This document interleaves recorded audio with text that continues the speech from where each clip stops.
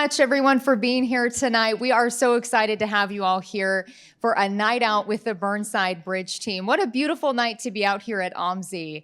I'm Sarah Hurwitz. I'll be your host tonight. I am the Public Information Officer for Multnomah County Transportation. And I'm joined here by a number of esteemed expert panelists who I will introduce in just a bit. But I first want to get to the why.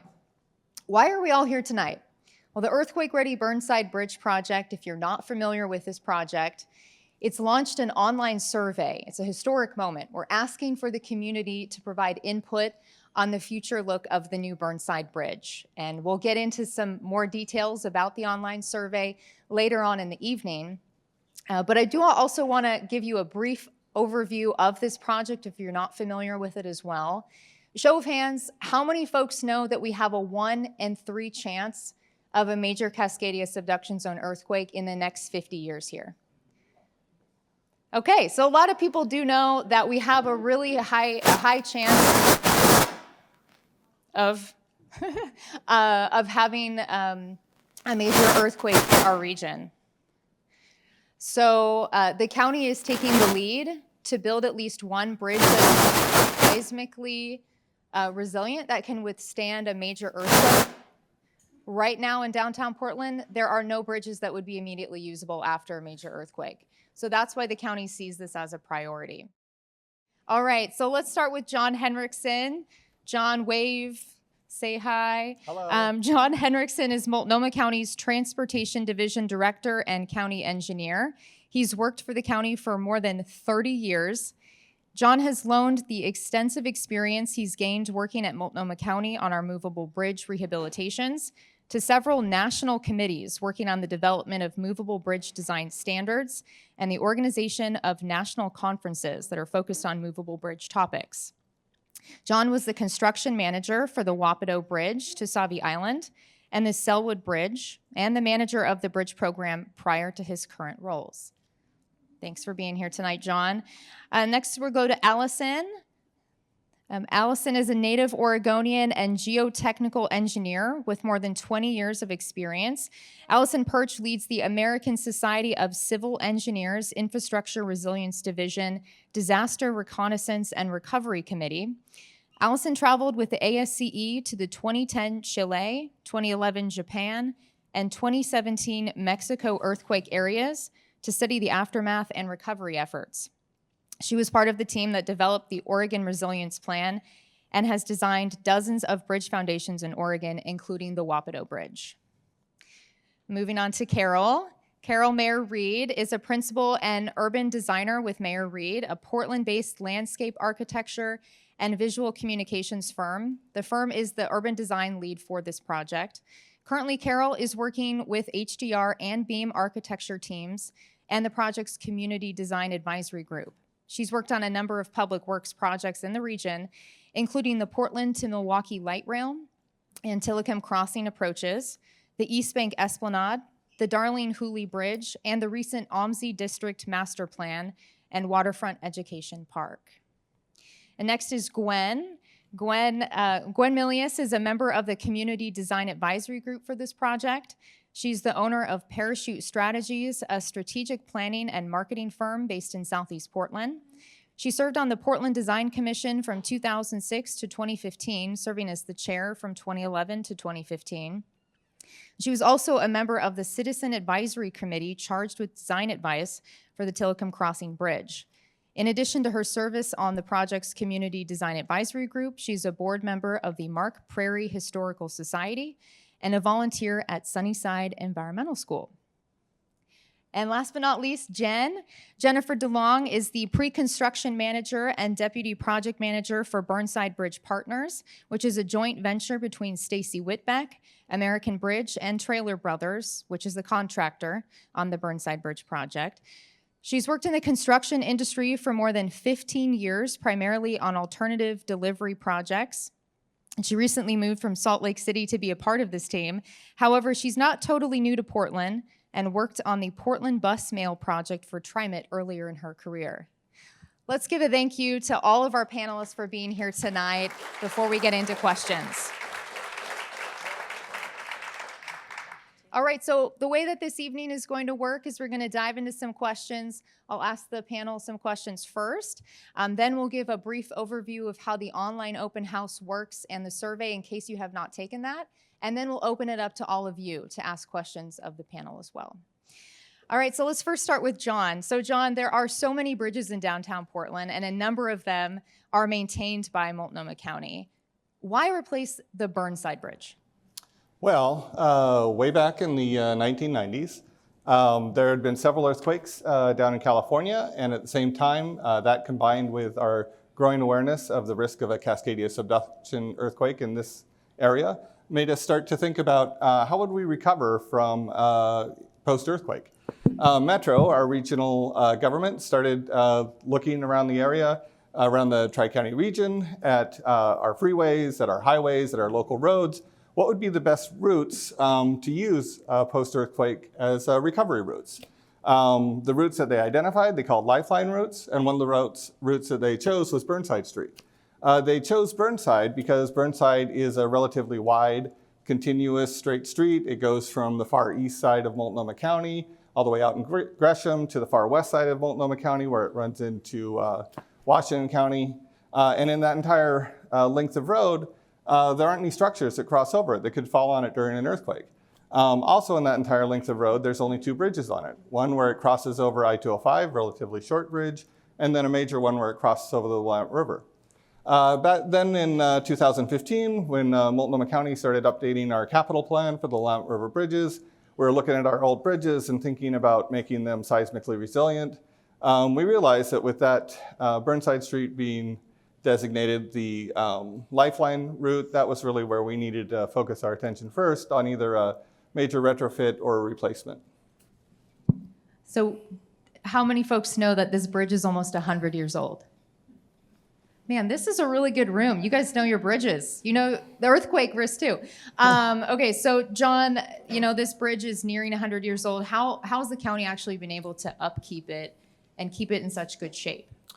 Well, taking care of a 100-year-old movable bridge is a lot like taking care of an old car.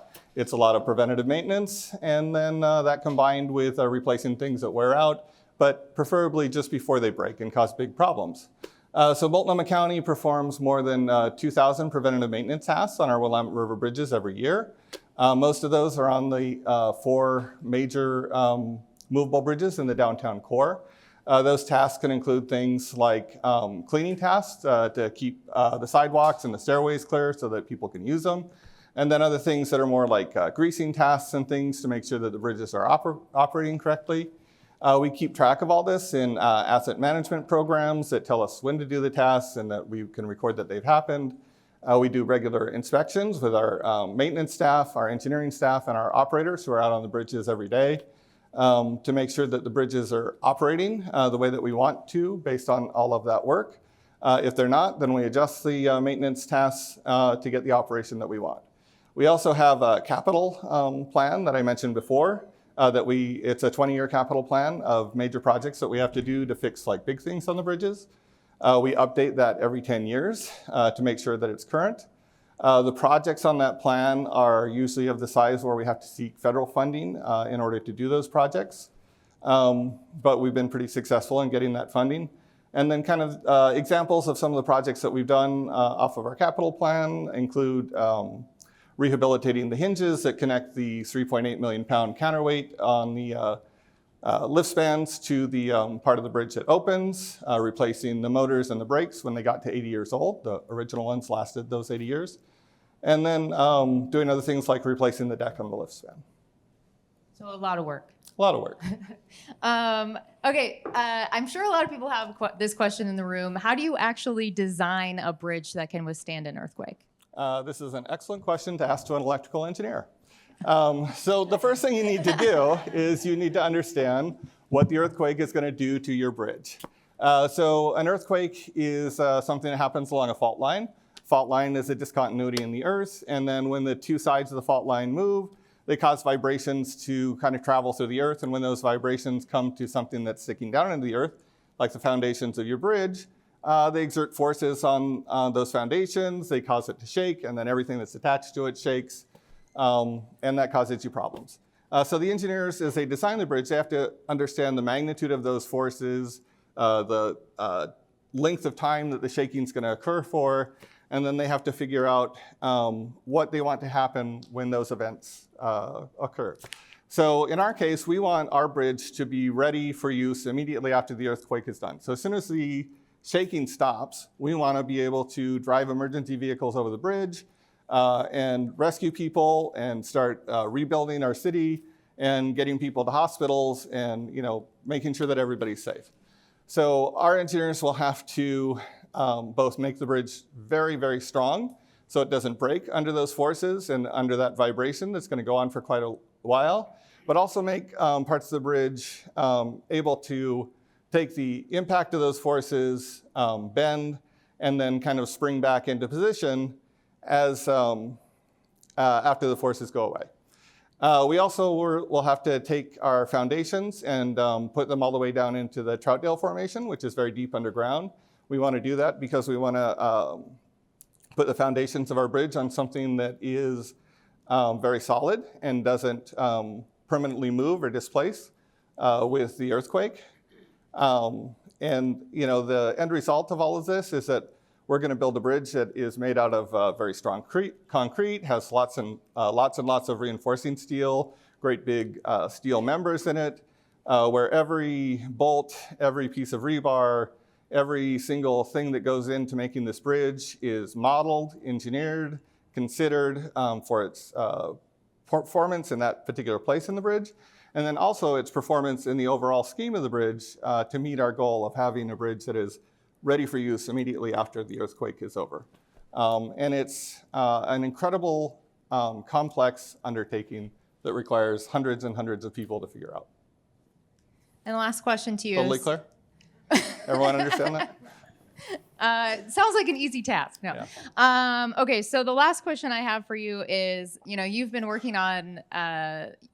been working for transportation for more than 30 years, and you've been on multiple bridge replacement projects. So how does this one compare to some of the others? So I was on the Wapato Bridge replacement and the Selwood Bridge replacement. Both of those are very complicated projects. On Wapato, we built the main tide arch span on a dock just north of downtown. We jacked it 70 feet up into the air, pushed it out onto a barge, and floated it into place. That was a very complex undertaking. On Selwood, we took the old bridge, an 1,100-foot long continuous truss bridge, jacked it up in the air, pushed it in kind of a fan-like shape over onto new temporary supports, and used it as a detour structure. Both of those tasks took a tremendous amount of engineering, planning, hundreds and hundreds of people thinking through all the different things that could go wrong. Those were very difficult things to figure out, and those were just like parts of very complex problems. But the Wapato Bridge was outside of Portland, north, and serving mostly a farming community. The Selwood Bridge, and we had the detour structure or the old bridge in place during the entire time we were building that bridge. The Selwood Bridge was at the south end of Portland. We had the detour structure that we pushed over into place, also in place the whole time that we were building that bridge. This is going to be a very different experience. We don't have any way to build a detour structure for this bridge. So when we take down the Burnside Bridge, the community is going to be out without one of its main bridges for about 4 or 5 years. And that's going to be a significant change.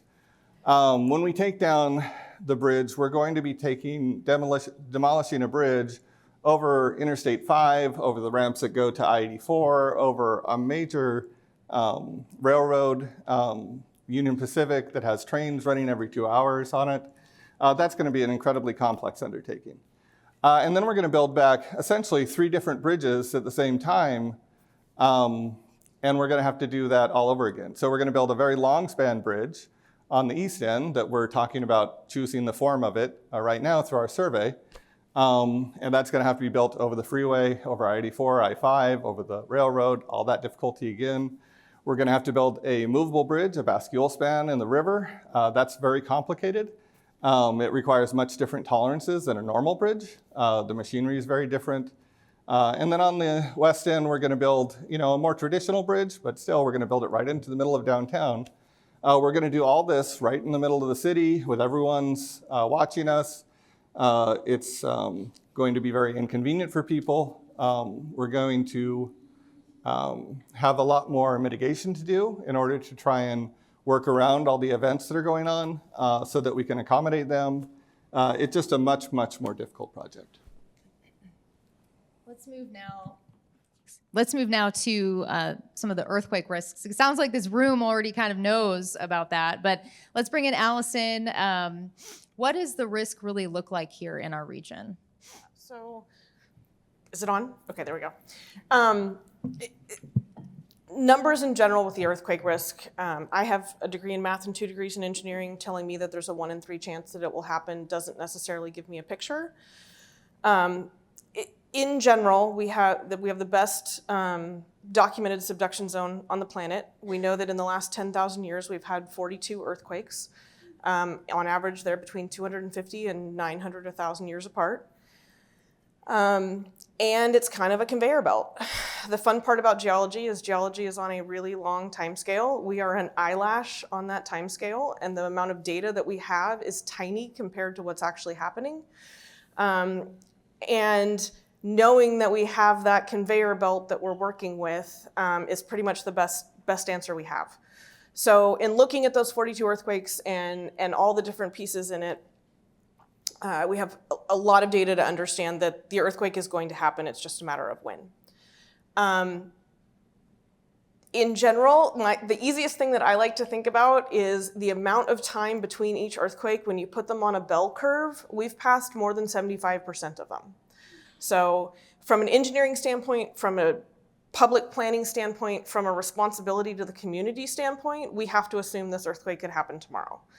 And it's entirely likely that it could. Most of them have happened within this amount of time. So we're looking at a magnitude 8 to 9 earthquake along the Cascadia subduction zone, which goes from Crescent City, California, all the way up to Vancouver, BC. The reason that one of these earthquakes, besides the tsunami, which we're not talking about today because we don't have to worry about that in Portland, but is such a big difference when it comes to emergency response is because it affects that entire area. They're going to feel this earthquake in Montana. There might not be damage in Montana, and they might not exactly know what it was, but they're probably going to feel it. When it happened in Chile, which is on the west side of South America, Buenos Aires moved 2 centimeters to the west. So it will be a major event. That means we'll have a lot of damage all over that area. It'll be very difficult to get around transportation-wise. We're not going to have as much help as if we just had an earthquake in Portland, which would still be devastating, but Seattle and California could help us, where in this case, we're not going to have, it's going to be a much bigger event. So I'm anticipating your next question. That's a good segue. Yeah, I mean, what does the impact actually look like if we're talking about downtown Portland? Yeah. So downtown Portland, humans are really good at building things as the best way that they can. We did not know about this earthquake until the 90s. So if you think about anything that's built in Portland before the mid-90s, it was not designed with adequate or any earthquake considerations. So our utilities will be down for months to years. Our transportation system will be down for years to decades. It's going to be a major problem. The downtown area, especially near all of our bridges down there, was filled in with hydraulic sand where they just pumped it and put it in behind walls. So that is all expected to liquefy and move. Most of our bridges and foundations that have not been designed for it don't go down to the Troutdale Formation. So that's one of the biggest difficulties in retrofitting bridges is that you don't have foundations that can support you, and it's one of the more expensive things to actually fix on a bridge. So it will be some fairly significant damage within the Portland area that we're going to need a transportation system to fix. How prepared are we? Not. The good news is in the last 10 years, since the Chile and Japan earthquakes, since the Oregon Resilience Plan, engineers, emergency managers, counties and cities have been doing a much better job at anticipating what's going to happen, communicating what's going to happen, and planning for it. So we have a lot of different agencies that are working on getting more resilient. The problem is, as always, is funding. So our infrastructure is failing on a static basis. When you add the seismic piece into it, it just gets uglier. So in general, it's going to not be very pretty around here if it happens in the next 10 to 20 years. So we don't necessarily have the time that we want to fix things. We can only hope for it. And knowing all of that, why is it so important that we have a bridge like this? I want you to think about your commute to get your kids to go to work, to go to school. How many bridges do you cross? And I think you'll probably be surprised because there's a lot more in Portland than you can actually imagine. And then just think about all the things on either side of the Willamette River. So there's just a lot of things that need to be able to cross back and forth. We need to be able to get home to our families. We need to be able to rescue people. We need to be able to get people back and forth. So having a Willamette River crossing is critical for bringing Portland back to life. All right, thank you, Allison. We've talked about county priority and the earthquake risks. Now we want to turn to some of the fun stuff that's the center stage piece of why we're all here tonight, the design concepts that are on the table. So let's first get into, let's talk with Carol. So this piece right here, right, that we're talking about, a tight arch and a cable stay, the two general types that are on the table, they'd be on the east side of the bridge, right? So I think some people might ask, like, why not put it in the middle? Why is it okay to have it on that kind of one side? Well, I was hoping that Allison would mention liquefaction. You're much more apt to talk about that than I could. Could you spend a minute just saying that? I apologize. Yeah, go for it. John covered a little bit of it. The east side of the bridge is where we expect a lot of liquefaction. And in order to design against liquefaction, you need very large and deep foundations. They have to be able to not only hold up the bridge, but they have to be able to hold up all of the soil that's pushing against it as it moves towards the river. So if you think about all of the things that are under that side of the bridge, I-5, the railroad, all of those pieces, putting any type of foundations like that in there is very, very difficult.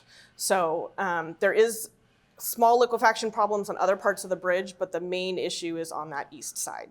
So it's a very difficult engineering problem to try to come up with foundations that can withstand the liquefaction expected there and the spread towards the river as it turns into liquid and moves towards the river.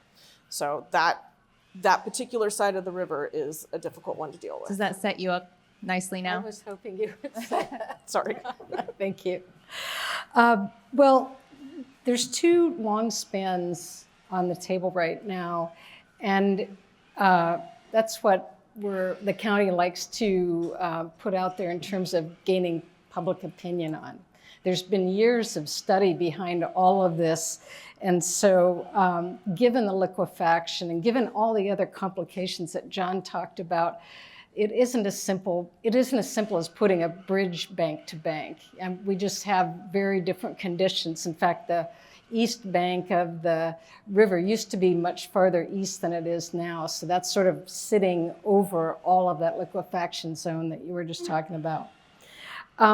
Both of these, you wanted me to just compare these? Yeah. Yeah, okay. Let's talk about the two bridge types that are on the table and the differences between the two. Okay, there's three different structural types, and one is the girder from the west approach coming through, kind of like it is now. It'll be redesigned, it'll be stronger, it'll be probably look a lot better than it does now. But it's the one that comes out of Old Town and meets the river. Then there's the bascule. Oh, someone's got a little, oh, good. Someone has shown the bascule structure right now. It's a lift structure that just simply goes right up, and that's very similar to what we have now. And that part of the bridge is actually going to be in somewhat symmetrical relationship to the river banks as they are now. So there's sort of 3 in 1. The east span that we're talking about is either a tight arch family or a cable stay family. So both of these are substantial above deck structures. They're new urban elements on the skyline. They both form gateways along I-5 and the freeways and in and out of downtown. Both will be seen by many vantage points. The skyline will be changing either way. And you'll experience them differently in the vehicle, than you will as a cyclist or pedestrian. It'll be a different bridge structure added to kind of what we have there now. The structural components actually come down to the deck. They're not underneath the deck like the Selwood Bridge. So you'll really see a big difference there. And then the pedestrians will be on the outside of these structures. So looking at what we're seeing right now, basically two elements. Some have larger cables that come down, the cable-stayed structure holding the bridge deck, and then the arch structure coming down with smaller cables that anchor to the bridge deck. So the cable-stayed can take, depending on which options you look at, there's 3 options on the table for each of these structures right now. One cable-stayed has, a pair of towers or a single pair of towers, and the cable stays are all along the top row there. 2 are very similar to the Tillicum Crossing, so we do have that bridge type in our community now. And one on the third side over there, the inverted Y tower, is something unique. We don't have this in our bridge collection right now, but it has an inverted Y tower, as you can see. The cable stays accept about 80% of the load, and the cable stays have these array of cables coming out that touch very lightly on the bascule portion of the bridge. So there's sort of an asymmetry to it. There's a little bit of difference between all 3 of these versus the the vertical arches below. The height of the towers and the cable stays are up around 290 feet, which I think is probably okay in the urban context. The big pink tower, the US Bank Tower, is about 540 feet. I don't know if you all knew that or not. The convention center spires are about 325. So we do have tall elements along with it. Even the steel bridge towers are about 260 feet above the water. It'll create a new vertical landmark on the skyline, and it'll be, the cable stays tend to feel like a compass point or a place on the land that sort of accept that theory that the city has an east and a west side and a north and a south division. So that tends to sort of anchor that spot. The tide arches, if you can see them on the bottom row, there's 3 of those as well. And they're large, curved, very strongly horizontal in their relationship to the land. They tend to be around 130 feet in height. The in-water piers, where they connect down on the west side and they connect to the east pier, bear about 50% of the weight. So you can imagine arch coming down has 2 places to land. They're similar to the Fremont or the Wapato Bridge. They'll create a strong sense of arrival on I-5. And when you're traveling along them, you'll pass through somewhat of an enclosed space. And they're a gateway to the east and the west sides. They're a little bit more traditional in character, while the cable stays tend to be more contemporary in character. So Carol, we're talking about a bridge, right, that is in the heart of the city, that's nearly 100 years old. It's been a landmark here. Building a new Burnside Bridge, what kind of impact, what kind of statement do you think that this will make here in our city? Well, there's been a lot of sentiment expressed for the historic Burnside Bridge, and I know it's going to be a hard decision for us to take that down and build something new, and it's going to take a long time too. But I think, given what everyone up here knows and what many of you understand, we're going to have recovery in our community. We just need to be able to connect our city back together. And the success of our city, I would say, over the last 4 years, we've had a lot of problems. And I take a certain amount of joy, if not respect, for those who want to see this city move forward and prepare for the future. The kind of resiliency that we're building into our community is really important. And so, we know that 100-year-old structure is very near and dear, but it seems like it's time to move on with something new.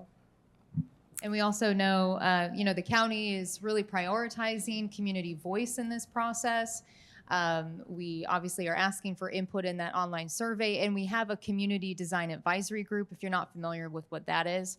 We have 21 community members who sit on that, and they are essentially tasked with giving aesthetic feedback and a recommendation to the county on just what we're looking at or what we've been looking at. So they have some pretty important meetings that are coming up in August. Well, they will provide a recommendation to the county on the bridge type. Gwen sits on that committee, so I want to turn to you next. Let's first start with what made you decide to get involved in this project? Yeah, thanks for everyone for being here tonight. I've been involved in urban design activities here in Portland for a couple of decades now. Volunteered with the Design Commission, which is an organization that reviews major buildings in the downtown area and other design districts. And through the auspices of being on that commission, I was able to volunteer for the Tillicum Crossing design. And I kind of fell in love with bridges in that process. So when I saw this opportunity to look at the Burnside Bridge, I signed up. I also signed up because I had a son. I have a son who was very interested in the Burnside Bridge, was sad to see the historic structure go. And I'm kind of volunteering in honor of him to help create a beautiful and hopefully beloved structure for the future. So I was excited to be a part of this design process. Okay, so as you get into these meetings, these really important meetings in August, what are some of the things that you're thinking about and considering as you provide input to the county? Yeah. As a volunteer in urban design questions, I've always been interested in pedestrian and bicycle experiences, and how when you're experiencing a street or a building or a bridge, it's an entirely different experience to walk across something or ride your bike across as to drive in a vehicle. So I'm going to be thinking about all of those experiences. I'm also thinking about how the bridge knits into the east side, the west side, the infrastructure that surrounds it, the architecture that surrounds it. Thinking about views that get framed by that bridge or get created by the bridge. I think a lot about the east side. I'm a longtime east side resident, and about the kind of collection of architecture that Portland has in general. And we're not really a city with a lot of kind of monuments or like iconic buildings. And so I'm also thinking, like, could this bridge be something of an icon for the future? Could it be a piece of memorable architecture that we'll have as part of our collection of objects? The other important thing to know is that there's going to be a lot happening between this building here in OMSI and the Burnside Bridge. There's going to be a lot of very interesting development that's happening in this stretch of the east side, and I think that the Burnside Bridge, the Tillicum Bridge, are going to be kind of two frames around a lot of innovative, new and interesting projects and architecture that are going to be happening here. So I'm excited to kind of think about that in the future. So obviously you've sat on other committees and really had a hand in providing feedback during that Tillicum Crossing process. How does sitting on the Community Design Advisory Group compare to, say, other committees that you sat on? Yeah, well, in terms of how this is different from the Tillicum Crossing process, Tillicum is a new bridge, right? So there was a lot to work out about how that bridge was going to fit into the collection of bridges in Portland. Siting, all sorts of engineering issues, where do the feet go in the river, all of these problems that had to be worked out. Tillicum Crossing was also a bridge that's like, kind of tucked away, only some of the city can see it. It really connects two neighborhoods, and it doesn't carry cars. So it wasn't kind of as essential. It's essential to TriMet, but it was not as essential to the city as a whole as the Burnside Bridge is. What's interesting about the Burnside Bridge is that we are replacing the structure that's there. So there's a lot of what's going to happen here that's already been worked out. There's a look for the bridge on the west side that's going to be not replicated, but has to echo for historic reasons. The feet are going into the river at pretty much the same place. And now it's about like what's going to happen with this massive kind of east side structure that we're considering. And so it's just a different flavor of bridge, and it's very exciting. Well, we're happy to have you part of the committee. Okay, let's get to the builder, Jen. What keeps you up at night when thinking about building this type of bridge? Well, as a lot of people up here have discussed, this is a big monumental project. And for us as contractors, I think the very first thing I go to when I think of a project like this is safety. You know, this is being built in a very, very busy environment of the city, and there's going to be a lot of interface between the construction and the public, and how do we ensure that we have good defined places where we're building and good defined places for the public to be. So safety for the public and our craft are always first and foremost on our mind. The next big thing that I really think about a lot is that, you know, this is a historic endeavor, and we are the last piece of this puzzle. We come at the end, and we feel a big sense of urgency to do right by the community in the way that we build this job. And, you know, we've put a lot of thought into our approach to make sure that we can be the least impactful as possible. It's going to be an impactful project, but I think you know, that's one of the things that we spend a lot of time thinking about, is how can we be good stewards of this job when we're out there doing the work. What would you say are some of the biggest challenges during construction for a project like this? Location for this particular job. You know, the phasing of this work is challenging. It's a very surgical approach to construction to keep the impact minimal. It is a difficult place to get material in and out of. You know, we're in a big downtown environment, and the access is something that we're going to need to work through to make sure that we're able to feed the job the way we need to keep things productive. You know, I think those are probably the big challenges. Is that also what's most unique? Yeah, I mean, this is a contractor's dream. You know, this is 3 bridges in one. I don't know if you guys know, there are just over 610,000 bridges on the U.S. Inventory, and only about 461 of them are movable bridges, are this bascule type of bridge. So it's a very, very rare opportunity as a contractor to get to be a part of a project like this. So we're really excited about that. I do also, I always want to take an opportunity to point out that this particular project has one of the largest number of women in prominent roles for a major heavy civil construction project. We're very excited about that. The county, the designers, the contractor, and the owner's rep that's supporting the county all have women in roles, and I'm excited to see that trickle down into the craft level. I really want, you know, to leave this project with, you know, with a legacy that, you know, we've promoted, that these are great careers for women. That's really inspiring. And I know I've talked to a number of folks on this project who say the same thing. So really glad to be a part of the team too. Okay, so I'm going to open this up to the entire panel now for one final question before we go to showing the online open house. What do you all feel? What should the folks in this room, what should they be considering and thinking about as they take this survey?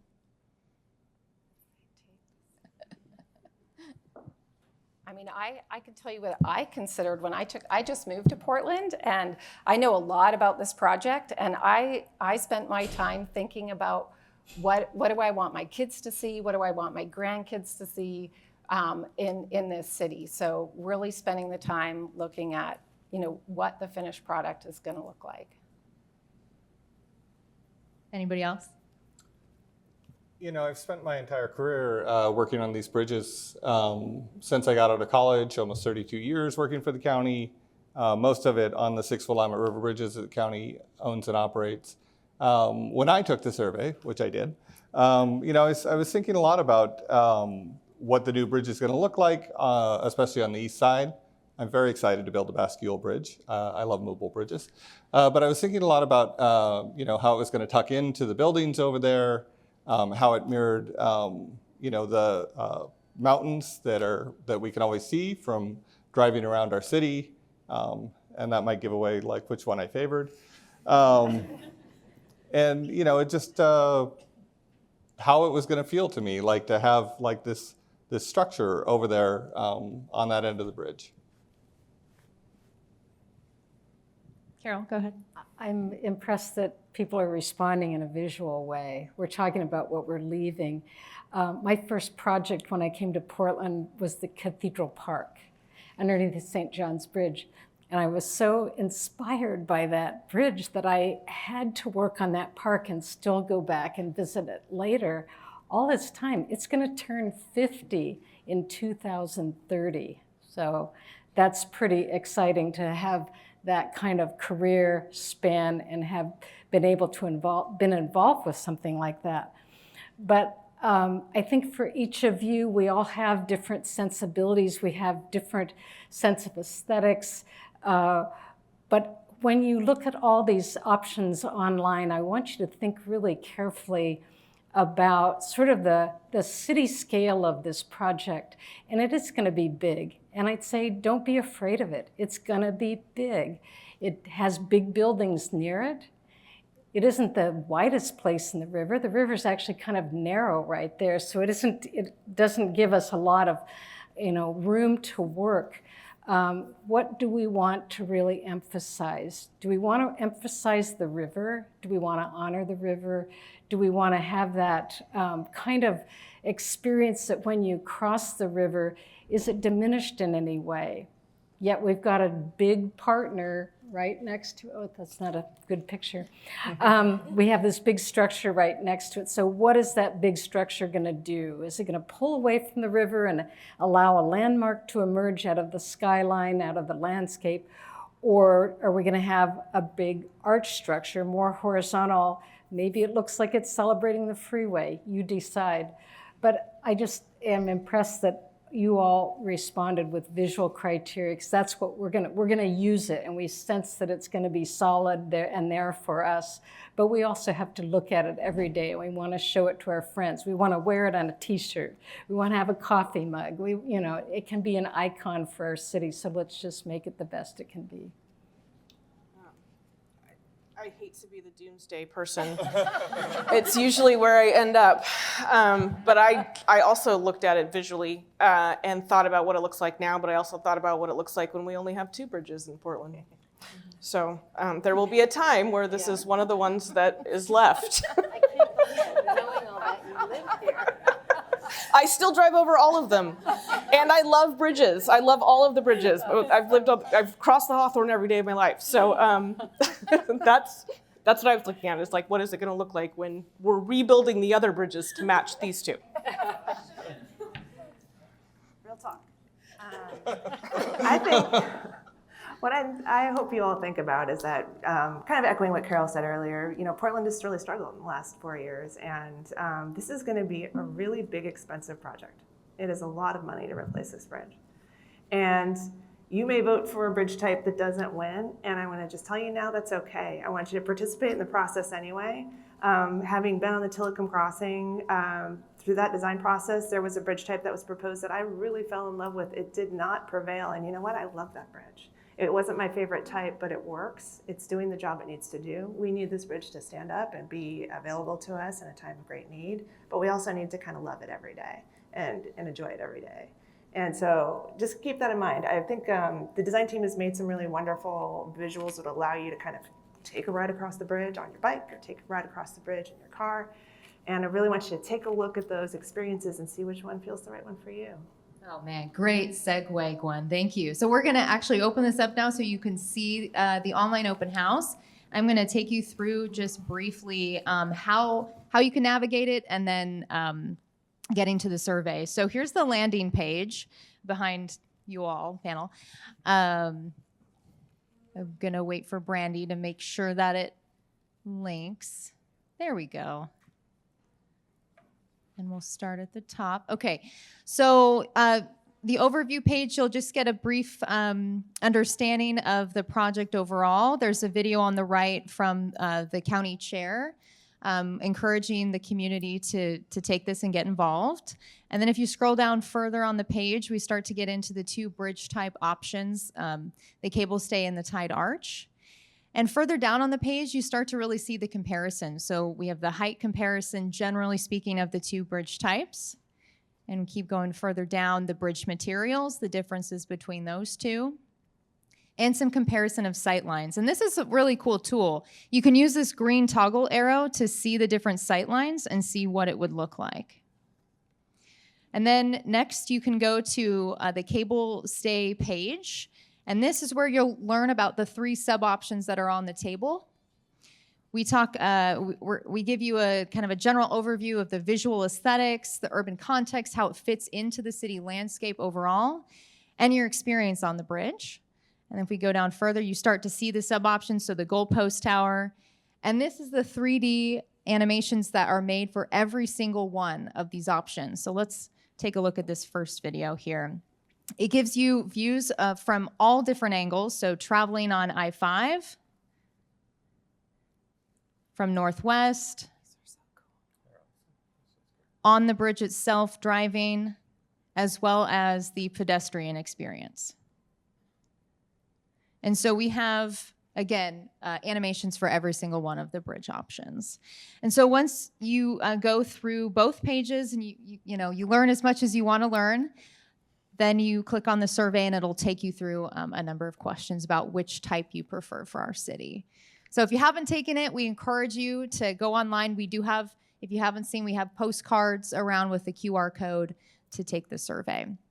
All right, so now we're going to transition to Q&A from all of you.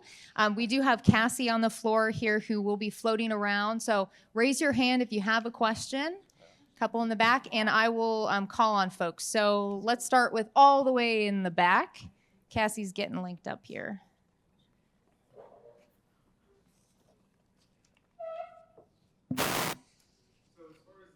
Oh. Good preface of the presentation on the urgency of completing the project and the length of time and the cost that would be required to construct this project. So which of these options from a constructability, cost, and expedience is most preferred? Or can you comment on generally on these various bridge types?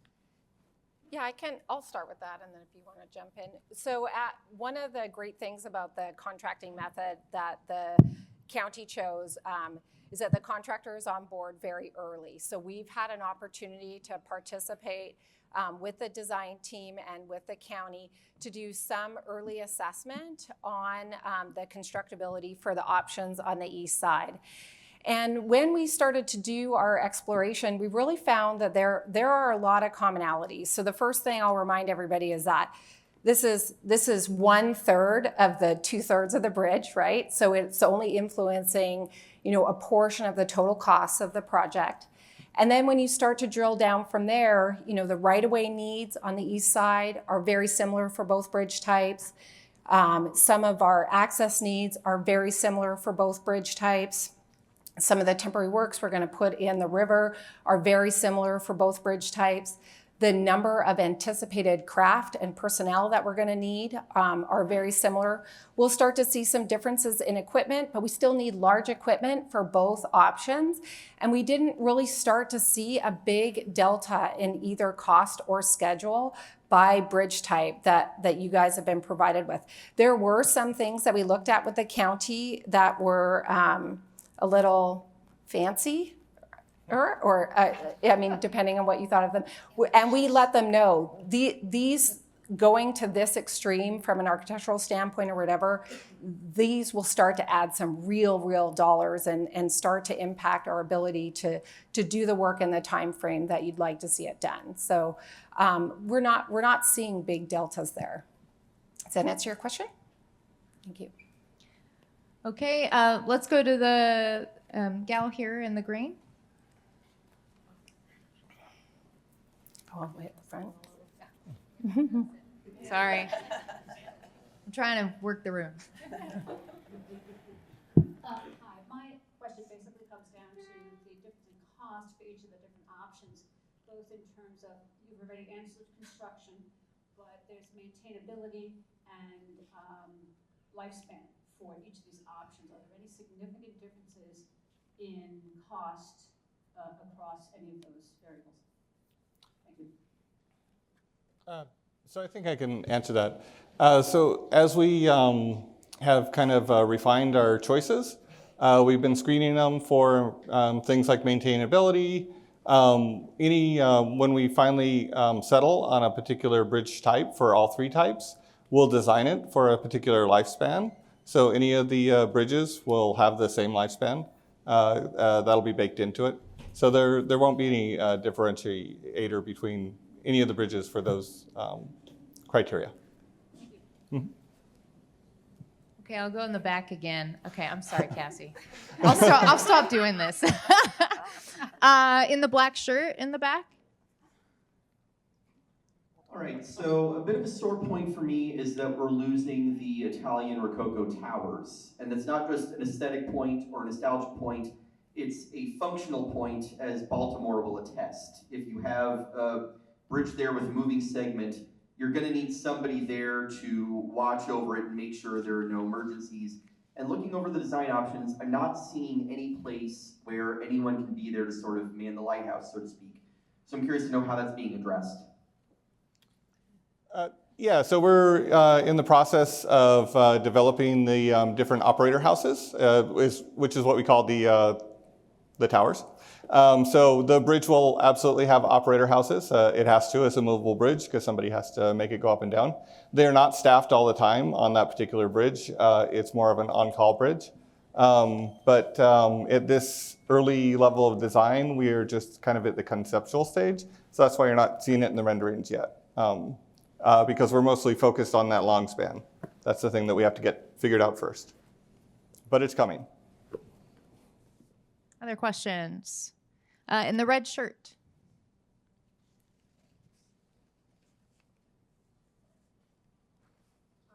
Is there any environmental impact between the materials of these two types of bridges in terms of the carbon output for building them or maintaining them?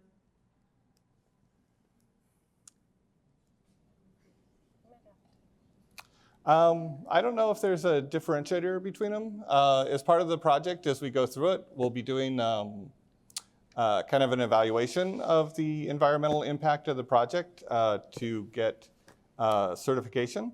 Kind of a, I don't know what. Envision, yeah.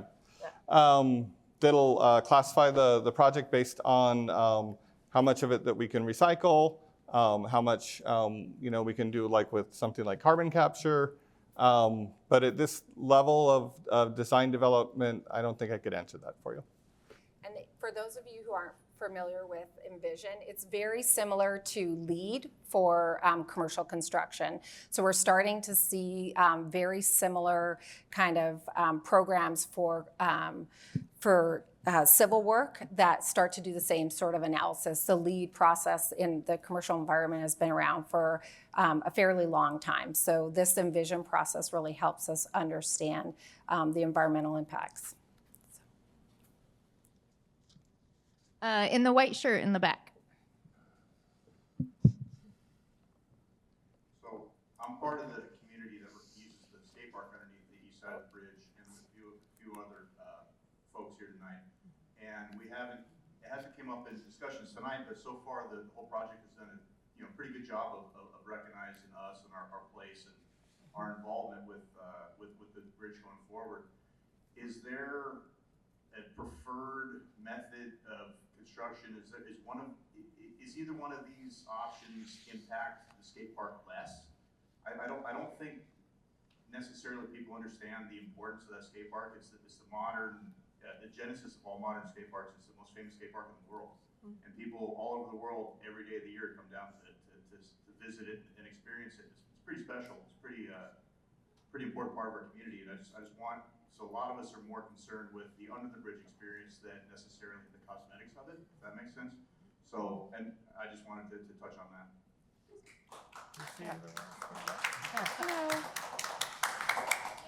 I do. So as a contractor, we are very aware of the skate park and the need to be able to keep that facility open as much as possible. And I think we've had an opportunity to come down to that site several times already, and we'll continue to do that. I think During construction, we're not really at a place where we're able to talk about impacts because we'll be looking at some accelerated bridge construction methods and things like that to help the overall east side approach.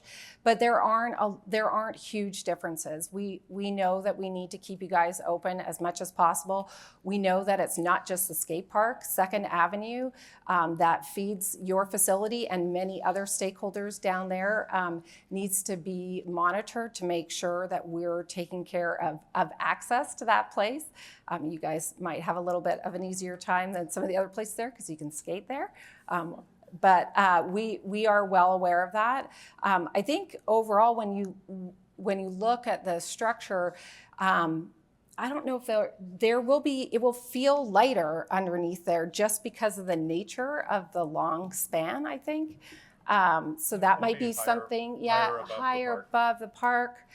So I think those are all, from an end use standpoint, great things for your environment. And we know it is a sacred place in Portland for sure. Am I right in saying that there will be like fewer feet just landing on the east side, fewer kind of bridge touching down there with these arches or the cable stayed? It's taking all of that structure and putting it on top of the deck. So you'll have a lot more clear view. And where we tie in is not changing either. So that won't change under there. But it should feel like roomier. Other questions? We'll go in the front. Cassie, I'm sorry. Should have had 2 people. I'm not really seeing the cadence, unfortunately, in the order. Thank you. So I'm here with my son. We're full-on pedestrians, and we cross the Burnside Bridge literally daily during the school year, out and back. So we're grateful what you're doing, and crossing the river matters to us on a daily basis. I have a couple of questions. One of them is super simple, related to math. I heard the number 8, 9, and a good 5 or 6 years ago, some of us read that article. I think it was the New York Times, and their math was 9, 10. And those of us who are familiar with the Richter scale know that the difference between 8, 9 and 9, 10 is, quite a bit because it multiplies by 10. So I just wanted to double check, first of all, are we doing all of our engineering calculations based only on an 8 to 9 scale or on a 9 to 10 scale? So the largest earthquake expected on the Cascadia subduction zone is a 9.2. And so which lies between 9 and 10. Yes, if that's what you're looking at. So getting into the probabilistic models that we use for design is pretty complicated, but in general, we're designing for the largest Cascadia earthquake that there is. Okay, so that 8, 9 was just a misquote. Well, a magnitude 8 to 9.2. Somewhere in there is what we're looking at. Any one of those is going to probably have issues with the bridges in Portland, but the design is going for the larger earthquake. And then so with the Selwood Bridge and the Tillicum Crossing, which we use Tillicum Crossing quite frequently as well, we used it today. And so with those, you had mentioned logically that most people didn't know about this until maybe max a quarter of a century ago. But the Selwood redo and the Tillicum brand new bridge, is there any reason that, or correct me if I'm wrong, that those are actually earthquake proof already? Is there any reason that whole money was invested, that whole Selwood Bridge would totally be done, and or the 100% of the Tillicum was made without considering earthquake proofing it? So the Tillicum Bridge was built in a different time of thought process from planning, and also for a totally different purpose. So from TriMet's standpoint, TriMet is worried about getting its transit across a bridge in a reasonable time. The approaches to the Tillicum Bridge were not designed for seismic because it was too expensive at the point for TriMet to be able to fund those. So the bridge itself has been designed to withstand the earthquake. That's general bridge engineering in Oregon in general, as we're looking at serviceability for the Cascadia level design. So that means usable. But the approaches sometimes aren't. It is much easier to fix a bridge approach than it is to fix a bridge. We do not expect the Tillicum Bridge to be usable immediately after the earthquake because of the approaches. The Selwood Bridge, I'll let these guys answer it, but the Selwood Bridge is probably a bigger problem from away from the bridge. So there's landslides and other issues away from the bridge itself, so it's not necessarily the bridge that's the issue. So the Selwood Bridge was designed also for the Cascadia subduction earthquake for operability and then for no collapse for an even bigger, longer-term earthquake. The issue around Selwood is, and we actually did a lot of work on the landslide at the west end of the bridge, so we put a lot of stuff into the ground to make sure that that slide doesn't come, hurtling down and damage our bridge either in a regular event or in an earthquake. But it may be hard to get to the Selwood Bridge because all the area along Macadam may collapse in an earthquake. But the bridge is designed for an earthquake. And the Wapato Bridge also is, which we replaced. And just to 2009. clarify too, when we say downtown Portland bridges that are immediately usable, we don't look at Selwood as that. So it's just the core right in that kind of downtown area. Standard bridge design is usable after Cascadia and no collapse for a larger earthquake. And that's actually usually shaking for a Portland Hills fault or crustal quake that has higher accelerations in the area, but has a longer return period. So there's a bunch of different pieces that go into it, but in general, especially for this bridge, they're looking at a serviceability after a Cascadia subduction zone earthquake is the design criteria. More questions? Cassie will go in the back, in the blue. Hi, you may have said this in the beginning, but I didn't quite understand. What's the reason why the bridge is not symmetrical and why you couldn't have the arch or the cable on both sides in a more balanced way? I think that so we have to have a long span on the east side because of the liquefiable soils, and we want to span over all of that and put the foundation of the bridge on the east shore somewhere beyond where those soils end. So that, that point is kind of close to 2nd Avenue on the east side. So that means that we've got to have something long that goes from the end of the bascule span all the way over there to by 2nd Avenue, and that's why we have something long there. On the west end of the bridge, we can't have anything because of the historic district, Old Town, which is a National Historic District. We can't have anything above the deck of the bridge. It's a requirement of the NEPA process, the environmental process. So it's a requirement to preserve the historic views into Old Town. So we had to have a bridge that is, a plain girder span or something that, just doesn't have any structure above that would block the views into Old Town. The above the bridge structures are what's supporting that long span on the east side. So you can't have just a flat bridge and span that long. So we couldn't have like a cable stay on both sides of the river. We're not allowed to by the environmental process that we went through, that every big project like this has. There's restrictions put on you by the federal government as you go through a process like this, especially if you enter into a historic district, and Old Town Chinatown is a nationally protected historic district. In the shirt right there, hand up in the middle. Hi, thanks. I have a question, and I'm kind of thinking about that movable part in the middle.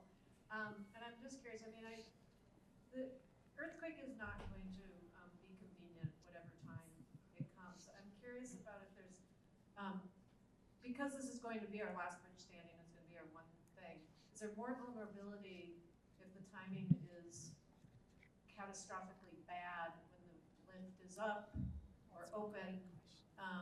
And what will happen in terms of, what's the fail-safe for it to be able to move?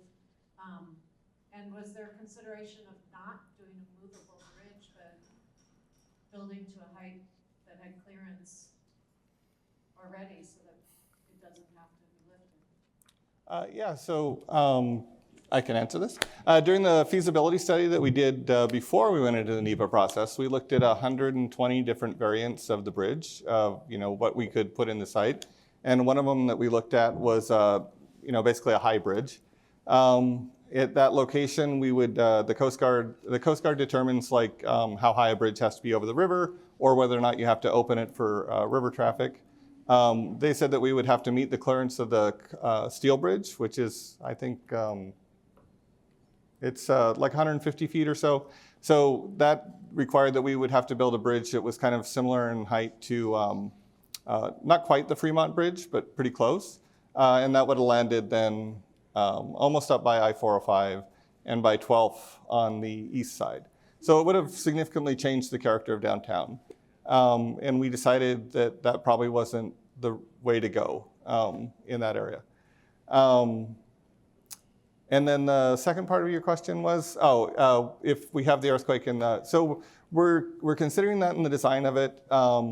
We're basically designing the bascule bridge so that the back end of it has guides that are built into the back end of the pier that'll hold it in place even if we have the earthquake while the bridge is up. It also will have towers that it's sitting on that are flexible, that can move around with the earthquake. We expect that it will be okay, whether it's in the up position or the down position.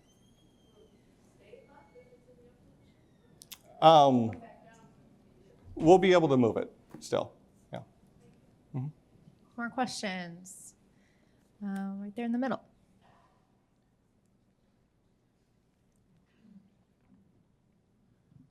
I was just wondering the impact over the freeway when building.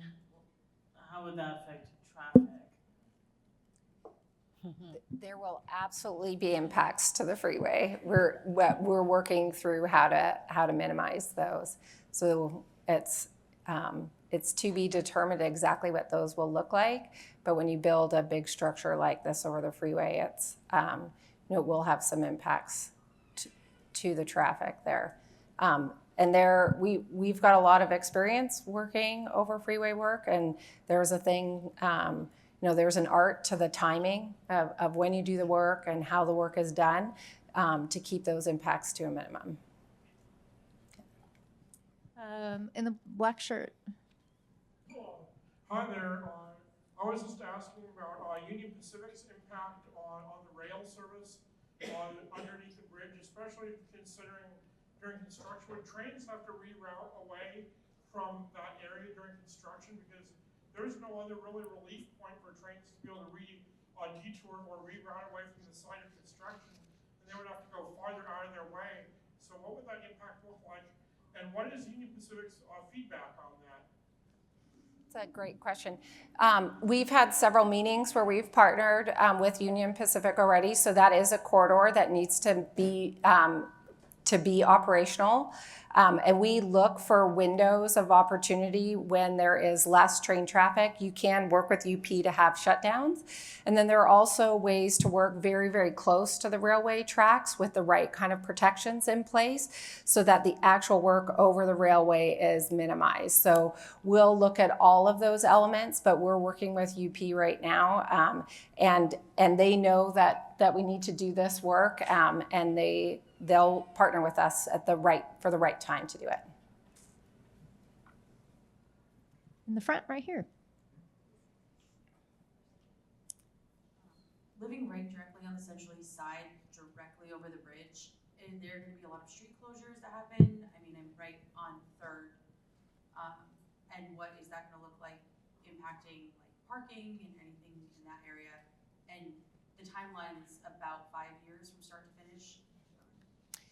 Yeah, at this phase, it's hard for us to give you exact answers on that. The detour routes will be set for the duration of the project, the permanent detour routes. And then as a contractor, we'll have to look at material delivery, crane layout, those kinds of things, places where we need the space to do the work. And those are some of the things that we're still in the process of developing. But it's an urban area. We are well aware of the impact to the community, and we know we need to keep that footprint to a minimum. So, but more to come on We'll that. go all the way over here.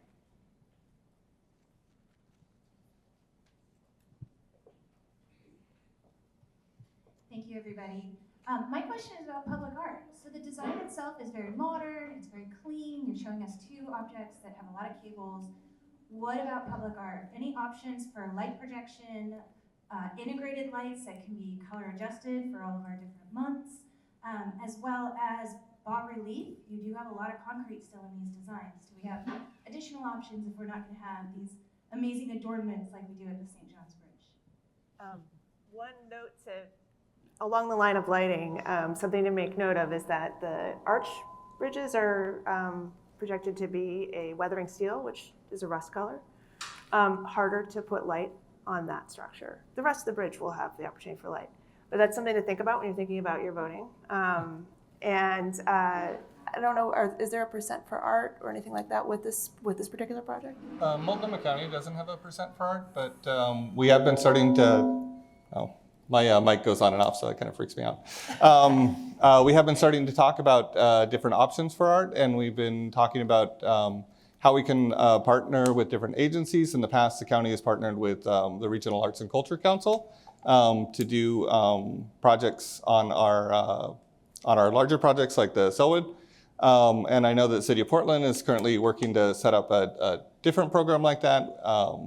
We are going to reach out to those programs and see what kind of partnership we can set up. But our goal is to definitely both incorporate lighting and maybe different elements of art directly into the project, and then maybe around the project as well.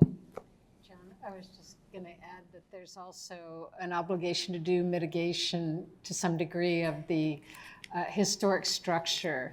So there could be interpretive materials, whether they exist, on the handrails or on the structures themselves or at the bridge heads. That's all to be determined, but there will be more coming. This is just a very early stage, getting sort of the right, structure in the right place for now. We will absolutely have to do that as well. Yeah. I'm glad to hear that it's in the beginning conversations. Yeah. Absolutely. More questions right next to you, Cassie. Hi, I was wondering what 5 years we're talking about and if there is a crossover with the Interstate Bridge Replacement Program. What 5 years? I can only imagine this one's going to happen before I-5. That one's a ways out. Yeah, right now, the county schedule is looking between 27 and 31. There may be crossover with other large projects in the region, but it's, we've got to focus on the job that we've got to build, which is the Burnside Bridge. Yeah, I'm not totally sure what the schedule is for IBR right now. I think it's more likely that we'll cross over with the Rose Quarter project. Yeah. More questions in the front here?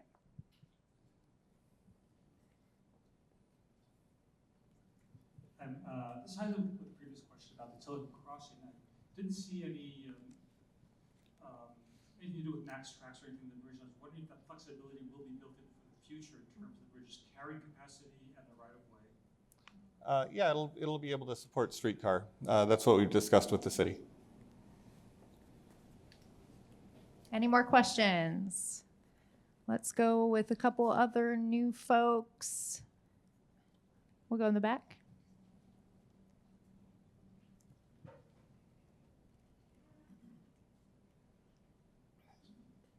Hi, I'm Alex with Skaters for Portland Skate Parks and Dream Big City, nonprofit in Portland. Just two questions. One is, we have a lot of communication with the skaters. Just a real solid, is Burnside Skate Park gonna survive this bridge construction?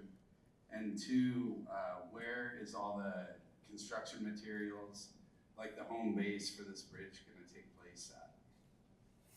We've heard maybe on the inner east side, at AMR and transport, or is there any locations where that's going to happen? So I can answer the first question first. So absolutely it's going to survive. We're both obligated to preserve it and we are committed to preserving it. I was actually working for the county on the project when the skate park was starting to be constructed. So I've been kind of around ever since it was first being built. I supported it then, and I still support it now, and it's going to still be there after this project is done. And I don't know if we are totally sure where all of the staging is going to happen. We're still looking around the project. And we will need staging on both the west and the east side. But there are opportunities to have some off-site staging and support the project from the river as well. So we're looking at all of those things, but we will need some staging for sure on both the east and the west side. Any other questions? Want to go right there next to you, Cassie?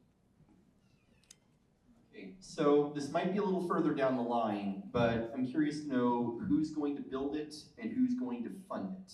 It's like, are we looking at local union workers or pulling in people from out of state? Are we looking at raising taxes for the city or the state, or where's the money coming from and where are the workers coming from? For funding it, part of it is funded by the county raised the local VRF a couple of years ago.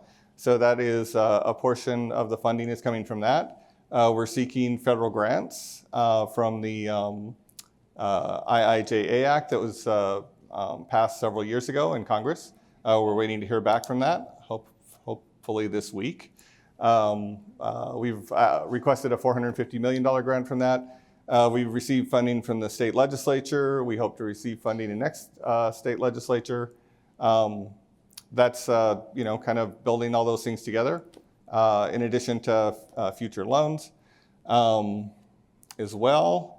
And then what was the second part of your question? I'm sorry. Where's the money coming from? Oh. Where are the workers coming from? Where are the workers coming from? You tell where the workers are coming from. We are the contractor, so we're on board already, Burnside Bridge Partners. And as we said before, we're a joint venture between Stacy Whippick, Traylor Brothers, and American Bridge. Just a fun fact, American Bridge actually helped build the first Burnside Bridge project 100 years ago. And the Broadway Bridge. We have both a local presence from some of our partnerships, and then we will bring on a field of workers from the community. We have a local priority hiring program to draw from the zip codes within the community. We know there will be workforce elements that we need to address. There's a lot of construction work going on. This is not a Portland issue. This is a national issue of enticing people to come and work in the construction industry in general. And that's the nice thing about having the contractor on board early. We're going to be able to take a look at this project, really understand our labor force needs, and then have a strategic approach about making sure that we have the people power to do the construction. And there is a great pool of subcontractors in this community for us to draw from. And we've done a lot of work in Portland, and we know that the skill set is in the marketplace to do this work. You asked about union contractors. All three contractors are union contractors. Yeah. Okay. In the red?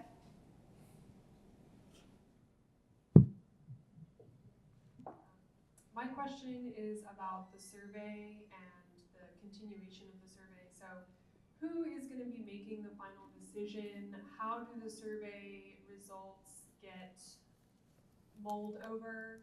And is there going to be another shorter list with another final vote for the public, or is it kind of just gaining feedback with the board making the final decision, and then when is that decision being made? Do you want me to take that?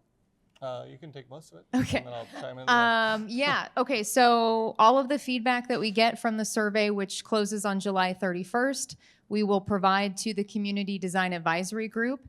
They will have several meetings in August where they will be essentially coming to a recommendation, and then we'll take both of those. So all of the survey data and the recommendation from that committee to the board in late summer, and then the board will make the final decision. Multnomah County Board of Commissioners. Is there an estimated date? August 29th. August 29th. Estimated. Estimated.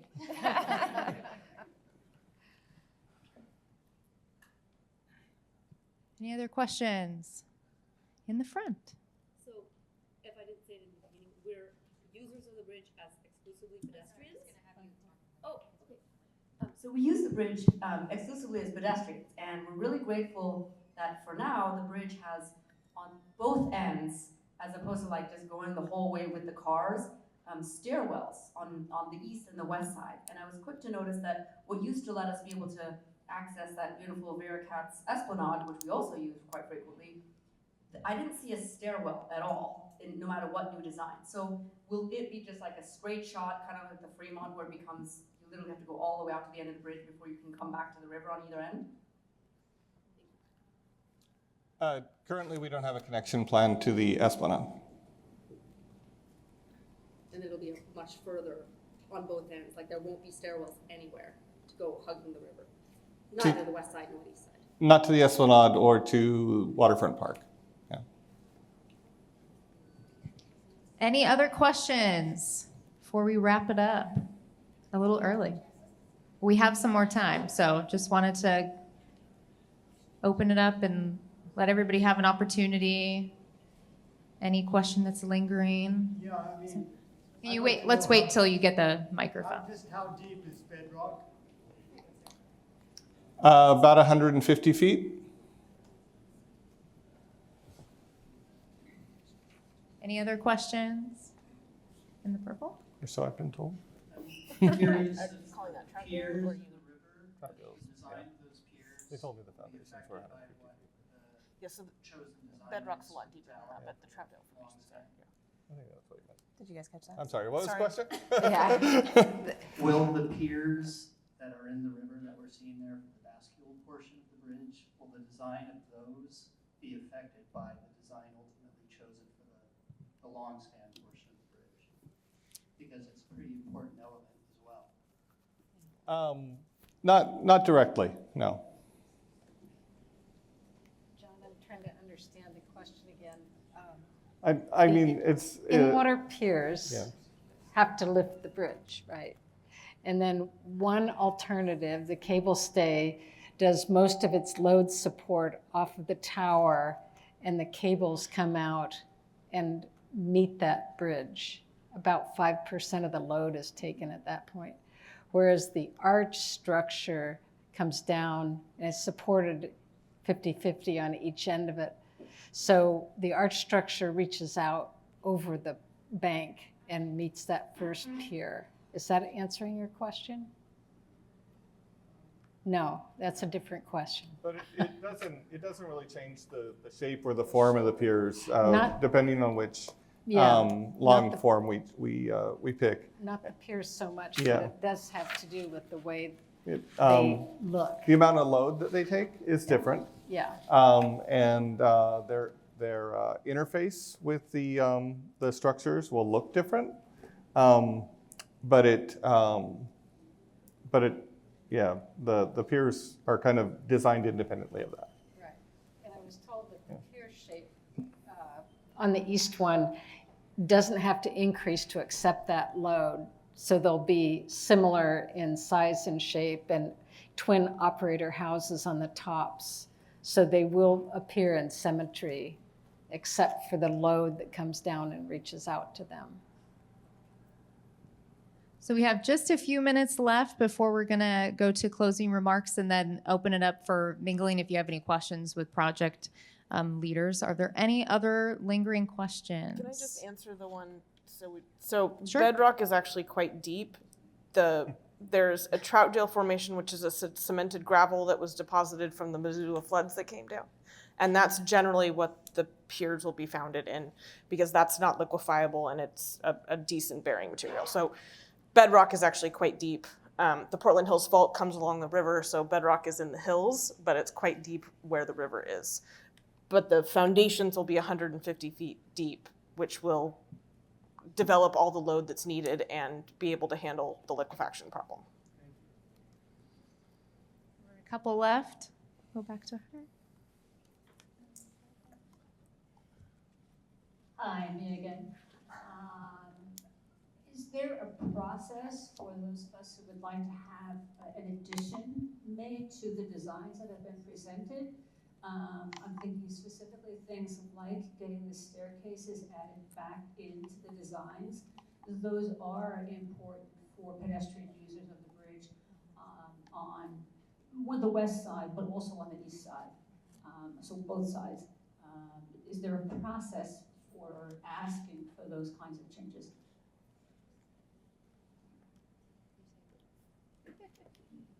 How do we we can take comments, yeah? Yeah, I don't know if there's a formal process at this point to make any of those types of changes, but we are open always to hearing public comments. So you're absolutely welcome to provide those comments to the team, and we can take them back and consider those. So. We have a red shirt, and that will probably be the last question unless there's anybody else.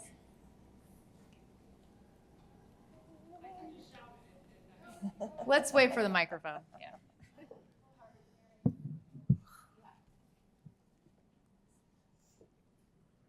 is my last question, I promise. How was the advisory committee chosen, and are there any seats left at the table? I can answer that. Yeah, so there was an application process for this committee. We got nearly 80 applications. I cannot remember the time frame of when that was. It was last year. And then there were some folks that we kind of immediately said, yes, we'd like to have on. We had an evaluation committee, essentially, to look at all of those applications. And then there were some that we were like, you know what, we're pretty interested in you. Let's talk to you a little bit more. And we had interviews with those folks. And so the 21 members that we have on the group are set. I'll look to our design phase project manager about the question of whether anybody can join at this point. I believe the answer is no. Megan? Public comment, yeah. Yeah, you can show up to any of the meetings.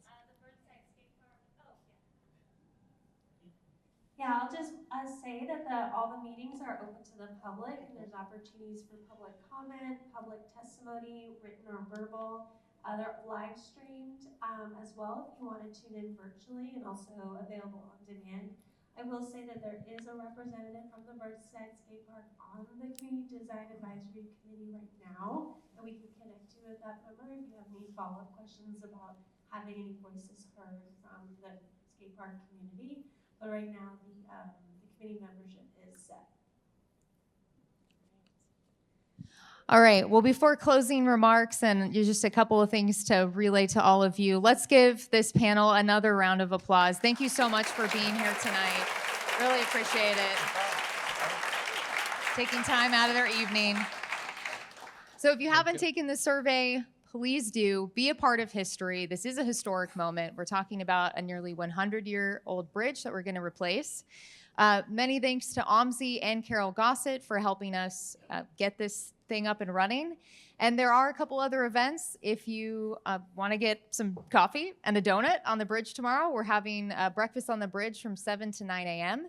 And we'll be giving out postcards with the QR code to take the survey. The east side of the bridge. Yeah, the east side, kind of close to the, I can't remember the name of it, the Colorful building. Fair-haired dumbbell. Yeah. Fair-haired dumbbell. But with that, we'll close, and we'll be around to answer any questions. And there are some materials also on the table. So thank you so much for being here tonight. We appreciate it.